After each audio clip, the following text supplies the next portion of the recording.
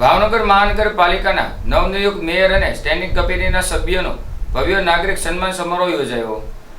ભાવનગરના સામાજિક અને રાજકીય ઇતિહાસમાં એક સુવર્ણ પુષ્ઠ ઉમેરતા સિંધી જનરલ પંચાયત તેમજ સિંધી જનરલ પંચાયત યુવા વિંગ દ્વારા સંયુક્ત રીતે ભાવનગર મહાનગરપાલિકાના સિંધી સમાજના નવનિયુક્ત પદાધિકારીઓ એક ભવ્ય અને ઐતિહાસિક સન્માન સમારોહ યોજાયો હતો। આ ભવ્ય સમારોહમાં સિંધી સમાજનું ગૌરવ વધારનાર અને સમાજ સેવાના કાર્યોમાં સદા અગ્રેસર રહેતા આવ્યા ભાવનગરના નવનિયુક્ત માનનીય મેયર ઉષાબેન તલરેજા તેમજ સ્ટેન્ડિંગ કમિટીના સદસ્ય મનીષભાઈ અદવાણીનો સન્માન સિંધી સમાજ દ્વારા ભવ્ય બહુમત અને નાગરિક સન્માન કરવામાં આવ્યું હતું।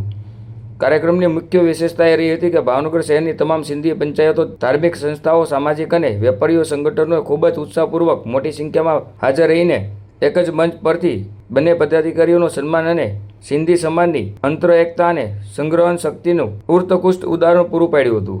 આ સન્માન સમારોહમાં નેમુબેન બાંભણિયા પણ ખાસ ઉપસ્થિત રહ્યા હતા।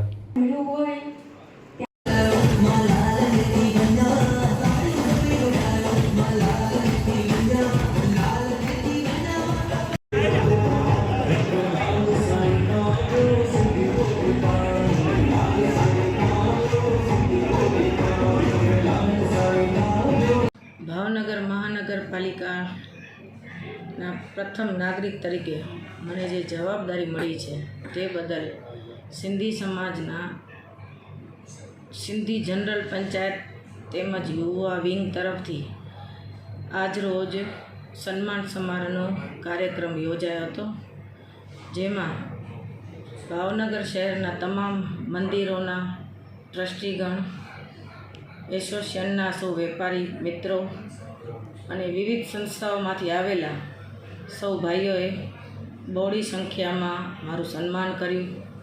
આ કાર્યક્રમમાં કેન્દ્રીય મંત્રી બેન શ્રી નીમુબેન બાંભણિયા તેમજ શહેર અધ્યક્ષ ભાઈ શ્રી કુમારભાઈ તેમજ દંડક રિંકુબેન પણ હાજર રહ્યા હતા। તેમનો પણ સન્માન સમારોહમાં ખૂબ બહુમાન થયું અને સંસ્થાના સૌ આગેવાનોએ પણ ત્યાં બહોળી સંખ્યામાં હાજરી આપી હતી।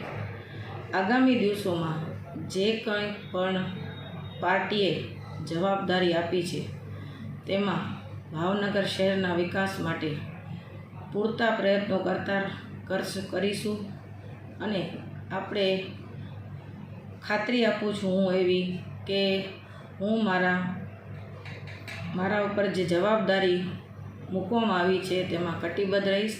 અસ્તુ, ભારત માતા કી જય।